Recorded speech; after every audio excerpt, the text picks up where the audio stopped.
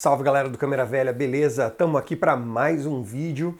Hoje eu trago para vocês um vídeo que eu gravei também lá durante a minha estadia no Ceará, mais especificamente em Fortaleza, onde eu tive a honra de conhecer o Mestre Júlio. Mestre Júlio é um personagem que eu já tinha ouvido falar dele naquele documentário que eu já comentei várias vezes aqui no canal, né? A Câmara Viajante. Ele é dos protagonistas lá daquele documentário. E o grande mestre Júlio, ele trabalha com fotopinturas. Para quem não sabe o que é fotopinturas, são esses retratos pintados à mão, né? A partir de uma cópia em preto e branco, você coloria esses retratos à mão, usando pigmentos, enfim. Era uma coisa bastante comum nas décadas de 80, 90, você visitar uma casa e ter lá na parede uma fotopintura já de uma pessoa ou falecida ou ali do ciclo familiar mesmo, né? Eu tenho muitas memórias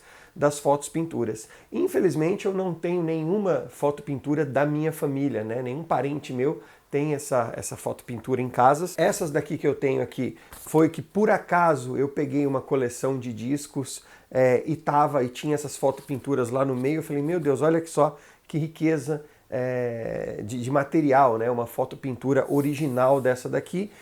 Geralmente elas eram emolduradas em molduras trabalhadas, redondas, com um vidro abaulado, assim, que era uma coisa bastante interessante. Hoje em dia praticamente não se vê mais isso, né, acontecendo, né, sendo produzida dessa maneira. Basicamente o que a gente tem hoje são as feitas aí nas décadas passadas, né? Mas enfim, eu tenho essas daqui só para exemplificar, né? Então você vê um contorno diferenciado, você vê uma textura diferenciada, então você bate o olho, você já consegue detectar que isso aqui é uma fotopintura. Mas para não me prolongar muito aqui, e eu quero logo mostrar o bate-papo que eu tive com o Mestre Júlio, eu queria colocar alguns pontos aqui que a gente conversou que me fez refletir bastante, né? Primeiro, sobre a história da fotopintura, ele comentou como que a fotopintura começa, principalmente aqui no Brasil. É uma história um pouco assim, não dá para entender muito bem, que não se tem registro disso, né? Outra coisa que me marcou bastante foi a técnica. Ele falou sobre a técnica de se fazer fotopintura, né? O que é muito bacana isso daí, como que era recortada as fotos, como que era pintada, como que era contornada, né? Lembrando que uma fotopintura dessa, ela é feita a partir de uma matriz. E essa matriz, muitas vezes, matriz é um original, muitas vezes estava toda danificada, né? Então, pode ser que nessa fotopintura esse homem não tinha bigode, que esse cabelo não estava tão arrumado assim, que essa roupa não estava desse jeito. Né? Então, as técnicas de fotopintura são interessantes porque ela molda a pessoa, ela trabalha a pessoa. Né? Então você manda lá uma foto de um documento 3x4, toda corroída pelo tempo, e ele consegue colocar isso de uma forma que a pessoa fique bem vestida, bem arrumada. Né? Então isso aí é uma coisa bastante interessante em relação à técnica, como que ele fazia isso. E outra coisa também em relação ao orgulho que ele tem da profissão dele, o quanto ele se dedicou a vida inteira, ele tem quase 80 anos, né? Quanto ele se dedicou a vida inteira para esse ofício, né? E o quanto ele se orgulha disso. O que me faz ter uma outra reflexão que me deixa um pouco triste, porque essa profissão é uma profissão que está acabando. Eu mesmo só conheço o Mestre Júlio que ainda faz esse tipo de trabalho aqui no Brasil. Eu creio que deva ter alguém. O Brasil é tão grande, tão imenso, eu creio que deva ter outras pessoas também fazendo isso, mas estão escondidas por aí, né? O Mestre Júlio, ele ganhou certa notoriedade porque ele já apareceu em vários documentários, né? Muitas pessoas vão lá conversar com ele, então ele tem uma certa exposição maior, mas eu acredito que deva ter outras pessoas fazendo esse trabalho, sim. Outra coisa que me chamou muito a atenção, e vocês vão perceber isso também, é o quanto ele recebeu bem a tecnologia. Pelo menos hoje ele lida muito bem com a tecnologia. Hoje ele consegue fazer um retrato desse, né, a partir de uma foto escaneada no Photoshop. Né? Então ele consegue ligar as ferramentas que ele utilizava naquela época com as ferramentas digitais hoje disponíveis ali no Photoshop, né? Ele comenta isso no vídeo também, e isso eu achei muito bacana, como que ele conseguiu, ele não deixou com que a tecnologia deixasse ele para trás, ele foi junto com a tecnologia. E também, por final, ele falou uma frase assim que me fez refletir bastante, que é uma coisa que eu venho batendo muito em cima disso, que é o quanto a fotografia mudou, o quanto a gente desvalorizou a fotografia nos últimos anos. Apesar da tecnologia, com o celular, a gente conseguir fazer milhares de fotos num dia e postar isso, hoje em dia a fotografia ela perdeu o papel principal dela, ou vem perdendo o papel principal dela.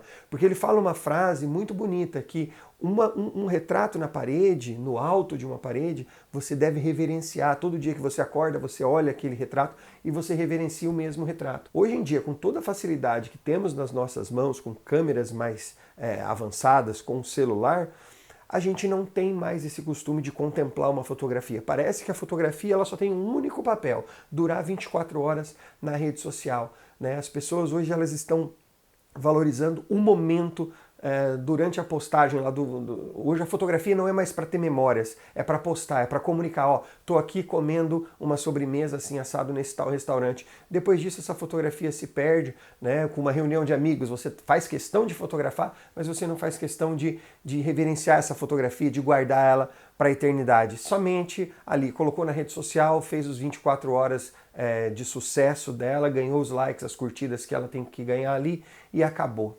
Né? Então isso aí é uma coisa que eu sempre venho falando, que a fotografia a gente precisa guardar memórias, a gente não precisa guardar os likes dessa fotografia.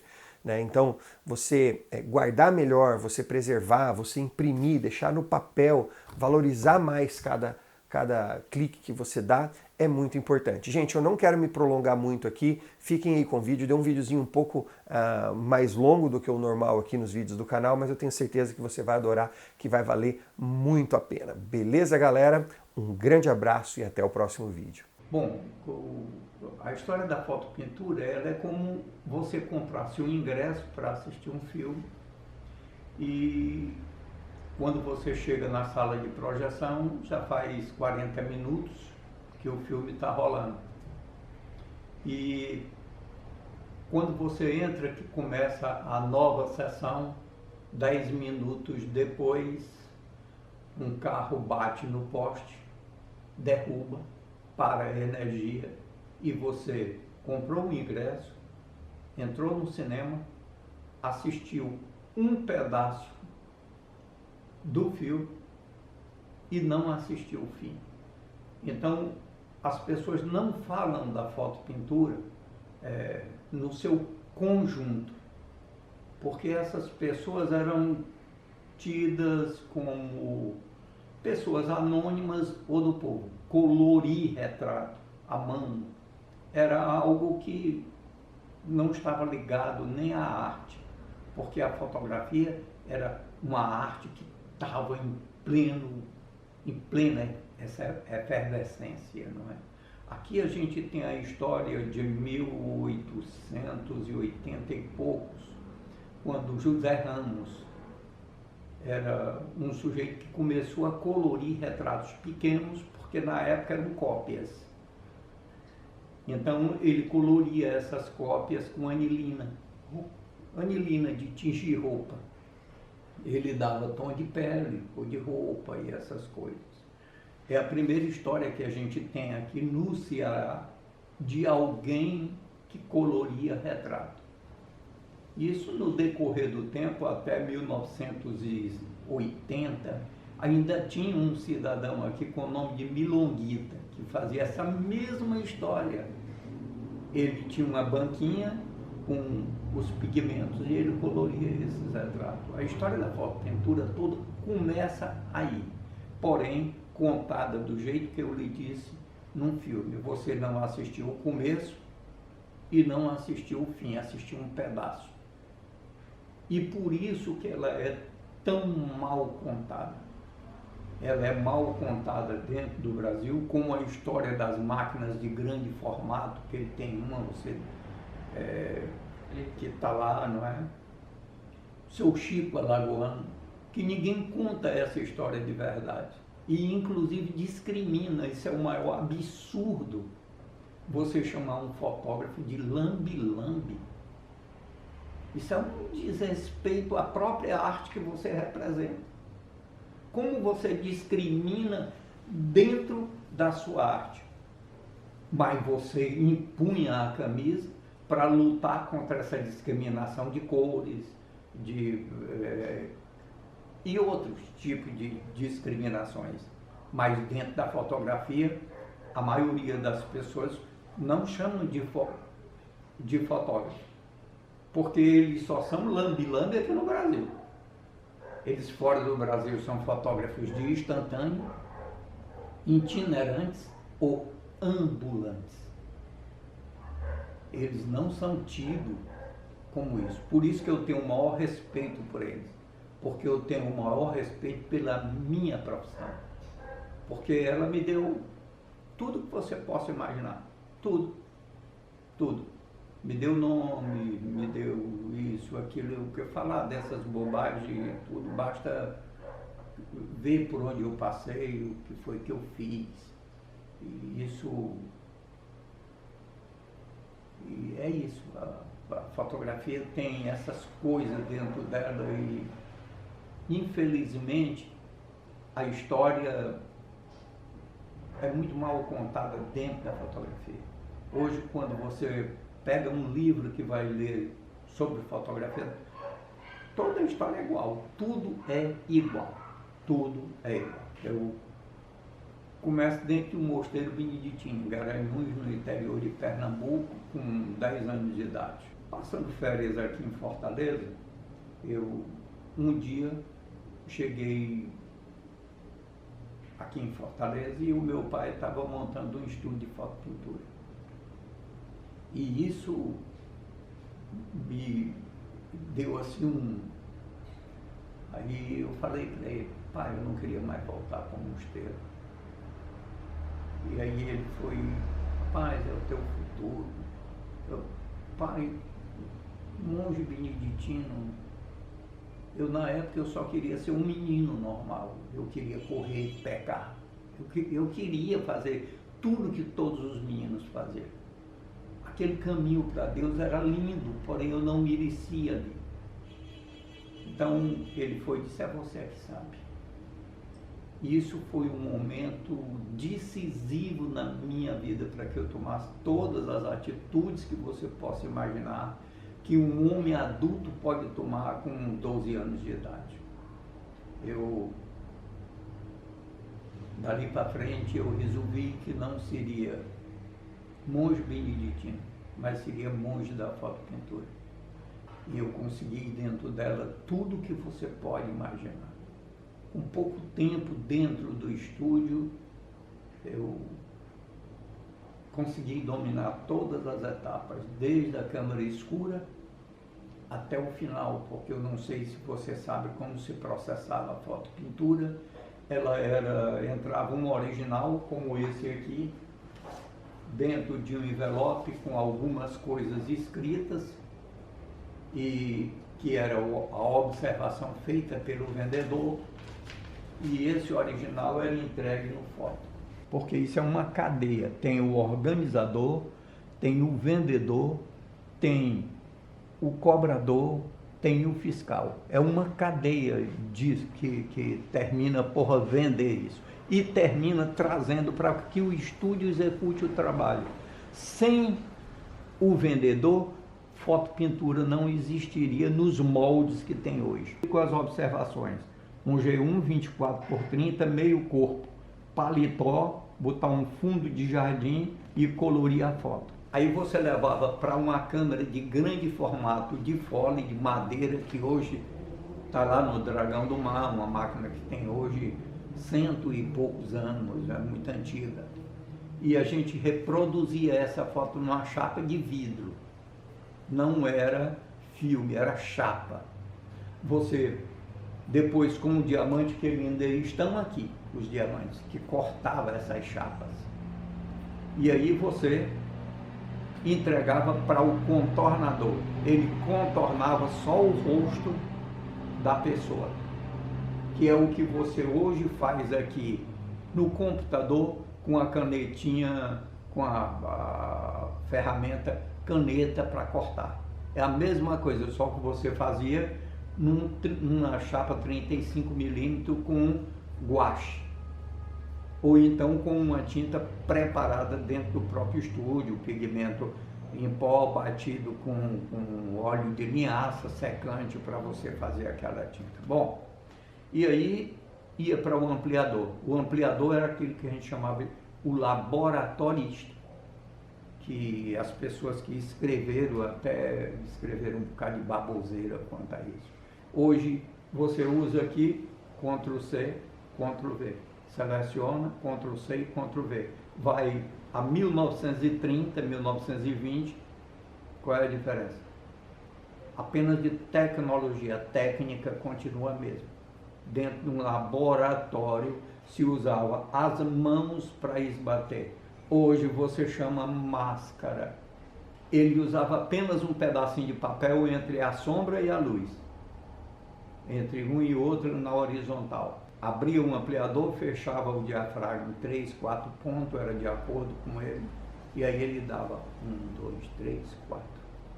O tempo que ia necessitar para gravar. Ali para frente ele tinha domínio de fazer um G10, um grupo de 10 pessoas só olhando o negativo, porque pelo primeiro ele já conhecia todos os outros. Ele não era um curioso que entrava na câmara escura para poder fazer trabalho de um laboratorista. Ele não era um curioso, ele era um profissional do ramo.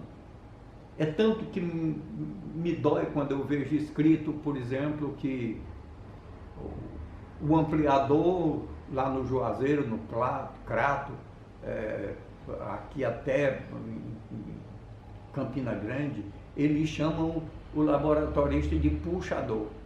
Puxador que eu conheço é puxador de carro, porque existe um termo dentro da câmara escura que terminou ficando popular no meio das pessoas e essa informação chegou aos historiadores que escrevem essas coisas. Toda a câmara escura tinha um menino e ele dizia para o menino, puxa, puxa. Puxar era ele meter a mão esquerda no revelador de baixo e passar em cima da cabeça que não estava vindo. Ela imediatamente vinha. Ele botava dentro do interruptor novamente e fixador na outra. Porque você usava mão direita no fixador, mão esquerda no revelador. Essa mão aqui nunca caminhava para cá para não envelhecer o ampliador, não cansar, como a gente chamava. Porque a produção era muito grande. Eu estou falando de um retrato. Você imagina que um estúdio produzia 700, 600 retratos por semana. Ele fazia em torno de 100 fotopinturas por dia. Porque você tinha câmera escura, aí você tinha um reprodutor, contornador, um ampliador, um colador, convexador, que era o cara que dava aquele formato. No vidro arredondado. Isso, não no papel, tinha uma prensa que fazia aquilo. Aí ele botava para o retocador, roupeiro, afinador, o repassador, que era quem concluía o trabalho, que era o envernizamento. Assim funcionava um estúdio de fotopintura com os seus fornecedores, que eram os vendedores. Isso chega aqui no estado do Ceará, através de Antônio Rodrigues, que se assinava como Roizê, porque na época, no começo do século XX, os artistas não eram estúdios. Eles trabalhavam, vamos dizer, de forma individual. Então, eles assinavam as fotopinturas. Faziam uma fotopintura e ele assinava o nome dela, quer dizer, o nome deles na fotografia, para identificar mais tarde. E aí, em 20, surge os estúdios. E 30, ele ganha força com a história Getúlio Vargas instituir as fotografias de 3x4 para que você usasse em título de eleitor, carteira do Ministério do Trabalho. Isso começa com Getúlio Vargas na década de 30 e aí surgiu as fotos. E aí eles começam a fazer aquelas fotografias e você batia uma, recebia 6. Uma para o documento, outra para deixar no emprego ou no local onde você estaria recebendo o documento. As outras 4 você separava, uma para sua namorada, uma para deixar com a família, 2 na carteira. E aí, por isso que todo retrato que você vê é como? Frontal. Hoje é que eu faço fotopintura aqui muito de pessoas com pose, com essas coisas e tudo, mas na época todos os retratos eram frontais em função dos 3x4. Olha a quantidade de história que eu estou te contando e que ninguém percebe. Por que os retratos tudo eram frontal? As pessoas perguntam. Pelo advento do 3x4 e pela distribuição desses 6 3x4 em família, e ele ficava como a história latente, como um congelamento daquela imagem e que vai servir para quando você migra para o Sudeste ou para o Sul em busca de melhores dias, você deixa a sua imagem congelada aqui. E você vai ver famílias que já não viviam junto. Você vai fazer um grupo de 10 pessoas com 2 filhos do Rio de Janeiro, um no Rio Grande do Sul, um em São Paulo e alguns aqui em Fortaleza. Por isso que às vezes a pessoa está lá com 40 anos, porque faz 20 anos que mora lá, e o retrato 3x4 dele vai estar com 20 aqui. Então, a fotografia também obra esses milagres de congelar o tempo e fazer com que a gente não envelheça. Por isso que ela é tão importante na nossa vida, não é? É a maneira que o homem acha de permanecer jovem. A fotografia obra esse milagre. O Sudeste tem uma escola que eles não tiravam o contorno do retrato e pintavam o fundo com tinta a óleo misturado com secante. Pintavam a roupa também do mesmo jeito e faziam o desenho. Aqui não. A gente usava pigmentos secos, o colorido do rosto você usava pigmentos líquidos como Kodak, que você não conheceu. Hoje os pigmentos para bolo são usados para isso. E aí você depois aplicava o pastel em cima. Quando você abre a luz com a borracha limpa tipo, aí você realça as luzes e realça a coisa. Um retocador, ele precisava entender muito de desenho. O roupeiro, ele recebia pessoas de frente, frontal, como eu estava fazendo, mas também recebia algumas pessoas que vinham com fotografia posada e ele precisava ter o formato do corpo, precisava desenhar para fazer essa roupa. O afinador, ele precisava ter noção de retoque de chapa. Você pegava um lápis, ponta fina, não muito mole, usava terebentina num negativo, botava em um expositor ou um contornador que ele era assim, assim, assim. Atrás um espelho para refletir sobre o vidro onde o negativo estava contido, e aí o retocador de chapa vinha resolver o problema de luz, aqui, tirar o colar, que todo mundo tem esse colarzinho aqui, ele tirava, e ele dava um trato na pele, era tanto que hoje você chama tratar a imagem. Aquilo, olha, o retocador de chapa fazia desde o começo do século. A tecnologia mudou, a técnica é a mesma, você usa aqui apenas a ferramenta clonar, ou pincel de mistura, ou outras ferramentas para você fazer isso, desfoque. Você é quem sabe como vai tratar a imagem e o que o cliente quer, se ele quer rejuvenescer, se ele quer envelhecer, se ele...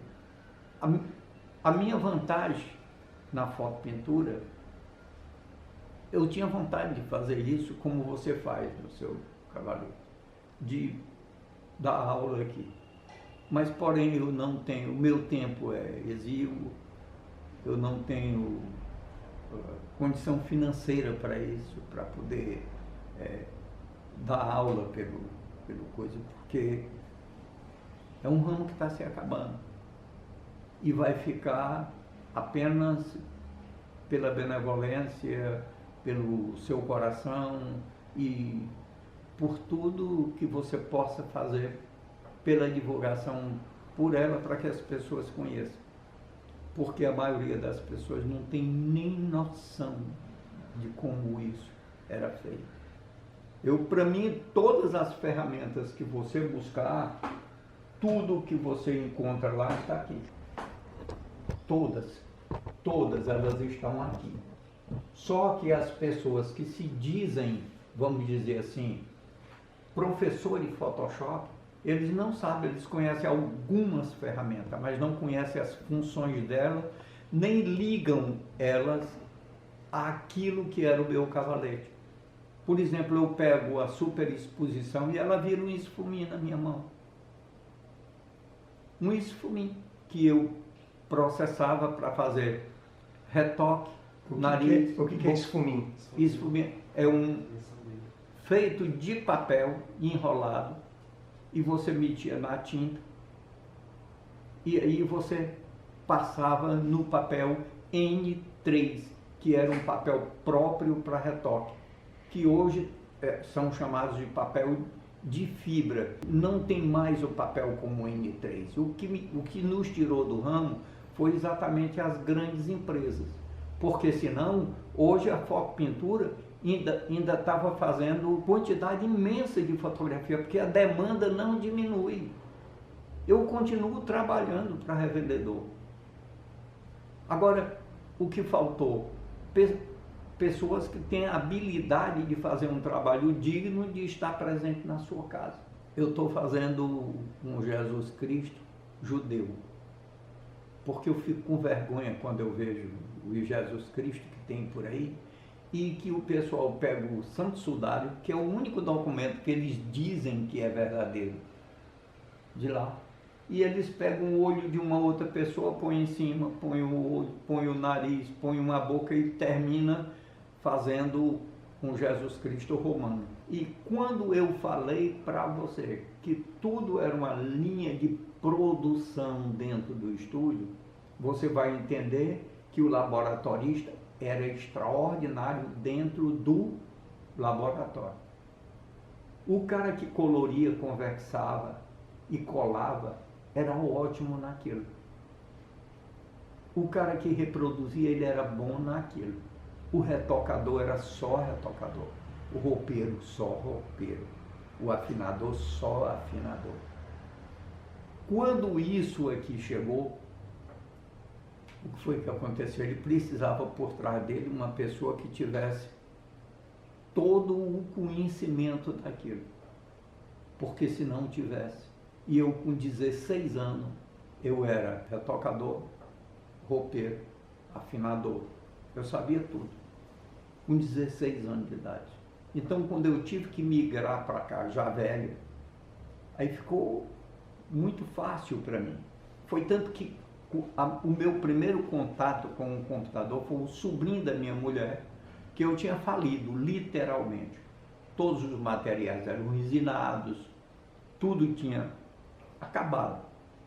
A fotopintura acabou. Então ele chegou para mim e disse: mestre, por que você não faz no computador? Aí eu disse: rapaz, eu odeio esse negócio de computador, não quero nem ouvir falar, porque eu achava que tinha sido derrotado pelo computador. Quando na realidade a minha visão burra de quem odeia é exatamente essa. Quem tinha me derrotado não era Photoshop. Quem tinha me derrotado eram a indústria dos materiais que tinham deixado de fabricar os materiais para que eu continuasse trabalhando. E aí eu resolvi seguir, fui atrás dele em casa. Ele me levou um dia e eu fui lá. Quando eu cheguei, ele pegou um original, igual esse aqui, e botou no scanner. Quando ele botou no scanner, fez aquele movimento natural e tal, o original apareceu aqui. Aí ele começou a cortar. Aí eu disse, espere, que onda é essa? Como é que isso é fácil desse jeito? Lembra o processo de dentro de um estúdio? Reproduzir, contornar, ampliar, voltar, cortar, colorir, colar, levar para o retocador. Ele fez isso no mesmo instante. 1 minuto o retrato estava pronto e cortado aqui. Com 5 minutos ele tinha tirado o fundo do retrato e tudo. Pegou um paletó, puxou da colar, botou no canto. Então eu vi que aquilo, 15 dias depois eu estava fazendo meu primeiro retrato aqui. Mas porque ele não entendia nada ele entendia de gráfica, de Photoshop, dessas coisas, mas não entendia nada do que era fotopintura.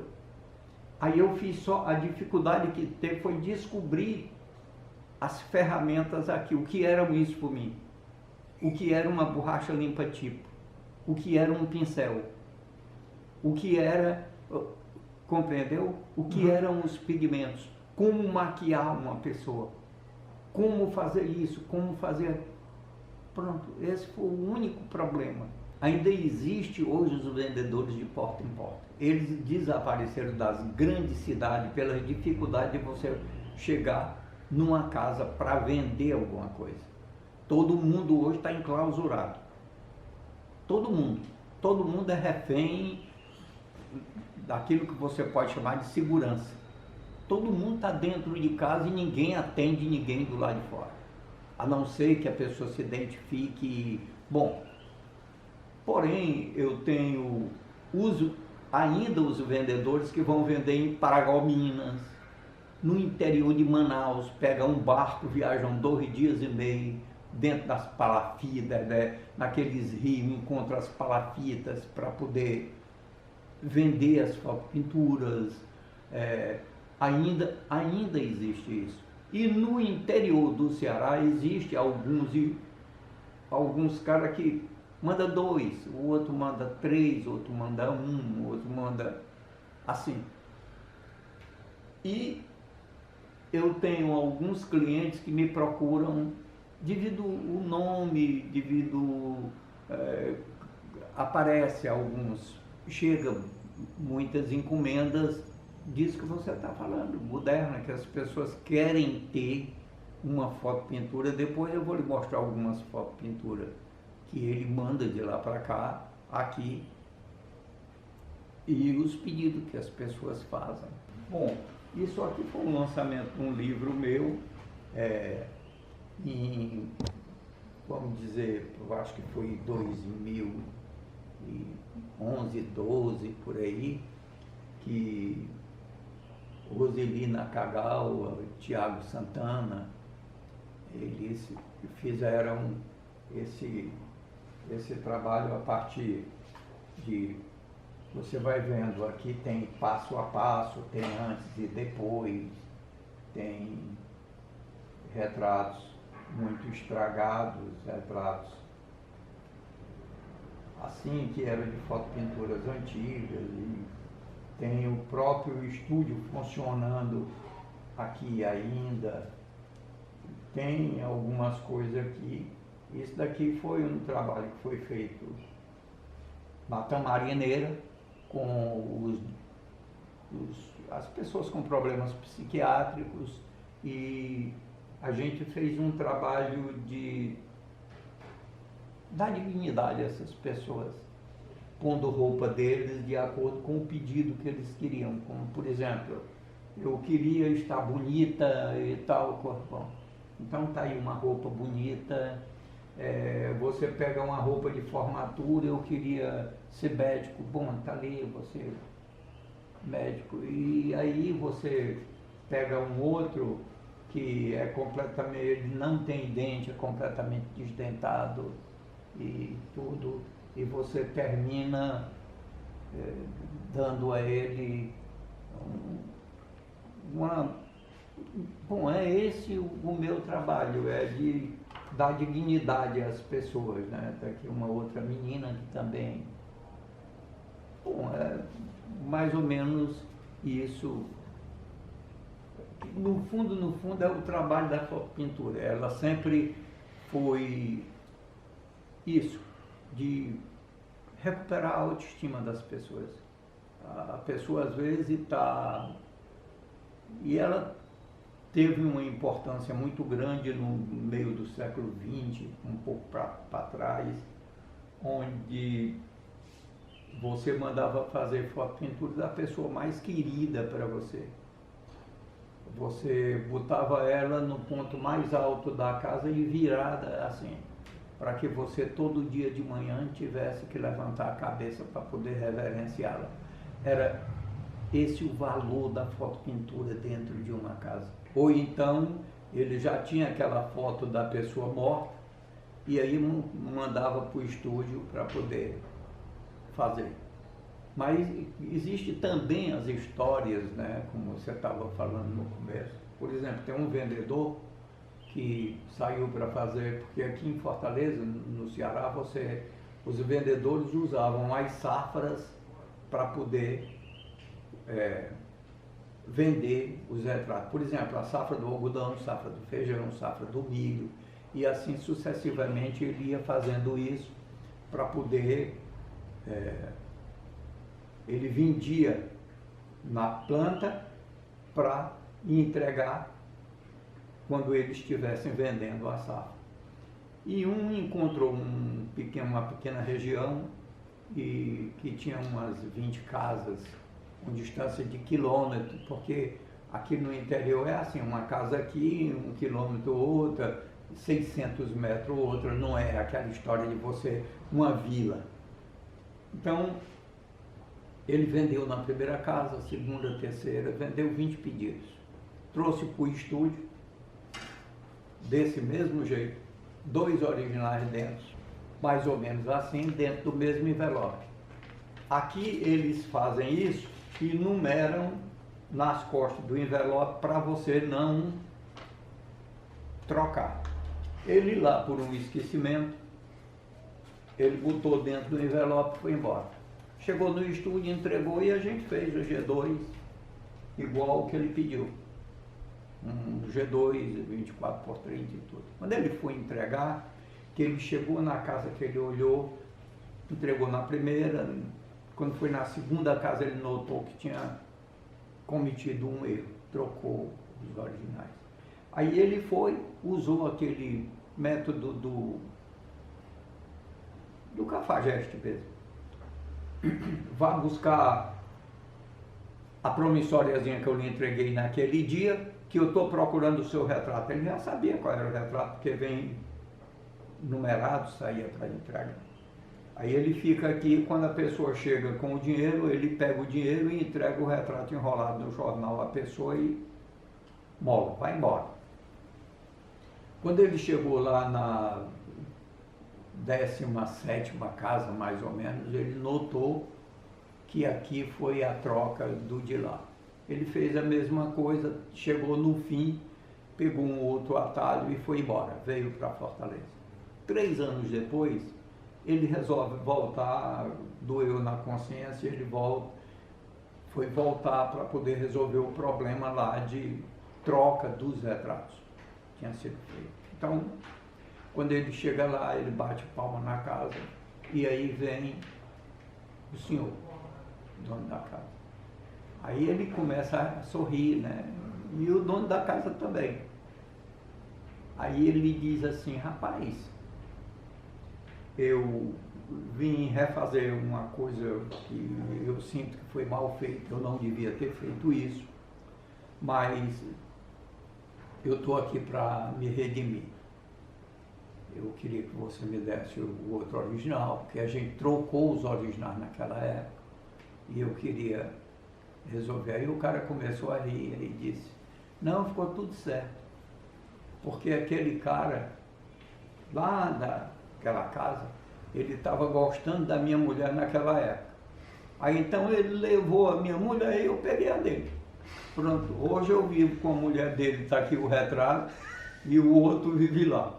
Então são as histórias que você vai ouvir dentro de foto, pintura dos vendedores, e isso acontecia todo dia.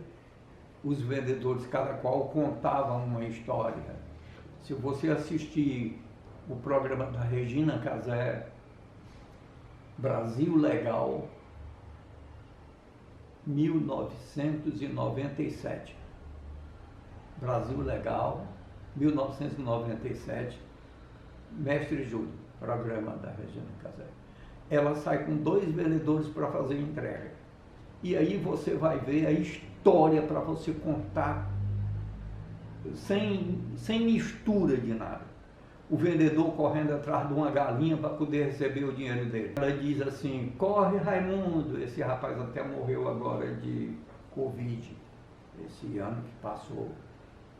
E corre Raimundo, atrás do teu dinheiro, ela dizendo, quer dizer, é o lado satírico do programa e tal coisa, mas era como eles viviam, como eles entregavam. Ela vai fazer entrega com os vendedores de porta em porta, entregando e faz pergunta às pessoas, quer dizer, é muito interessante. A foto-pintura tem muita história. E hoje em dia, quando o senhor pega um trabalho, quanto tempo o senhor demora fazendo um trabalho para entregar? Óbvio que tudo vai depender do estado da original, né? Mas É o seguinte, o original muito ruim dos vendedores, eu faço 4 por dia, me acordando aqui 4 horas da manhã, indo até 4, 5 da tarde. Dá para fazer 4 por dia. Aí você vê que é um programa de computador com uma pessoa por trás que saiba mexer nele, o que ele é capaz de fazer. E isso quando as pessoas entregam, por exemplo, os vendedores dizem que eles choram. E isso eu tenho um exemplo disso aqui no Iracema Porto das Dragas, que eu fiz alguns trabalhos para lá, para segurança, para essas pessoas assim. E os caras choram, ficam felizes quando recebem. Eles aqui são de Paragominas. Eles lá eu acho que não tem nem eletricidade nesse local, quer dizer, na casa que eles moram. Aqui olha como veio. Toda torta desse jeito. isso aí, na verdade, é o seguinte, ele tira uma foto e manda para o senhor? É porque ele lá, o cara não confia, porque é o único retrato que ele tem. Aí o cara que está despreparado para qualquer coisa, bate com o celular, aí vem distorcido o retrato. Para você transformar, diz ele, que isso lá foi o maior chororô quando chegou esse retrato lá. Meu Deus, então as fotos chegam assim para o senhor? Chega desse jeito. Da onde está vindo essa foto aí? Paragominas. Isso é que estado? É na divisa entre o Pará e o Maranhão. Eita. São 3 dias de viagem daquele lá de carro. Olha o nível de pessoas que mandam fazer esses retratos. Isso aqui é um retrato em preto e branco para colorir, olha aqui. Caixãozinho. Casinha de taipa. E na foto eles querem o caixão também? Então, tudo. Oxe, tudo. Faz parte da família. Faz parte. Ele talvez o ente mais querido ou que marcou mais a vida deles tenha sido ele. E desses outros aqui, muitos já devem ter morrido. Se você olhar o tempo que esse retrato ele tem. Quer ver? Deixa eu dar uma olhada no original. Não. Isso aqui é original para mais de 60 anos. Pronto. Vamos ver se ficou bom. Pega um aí. Olha aí.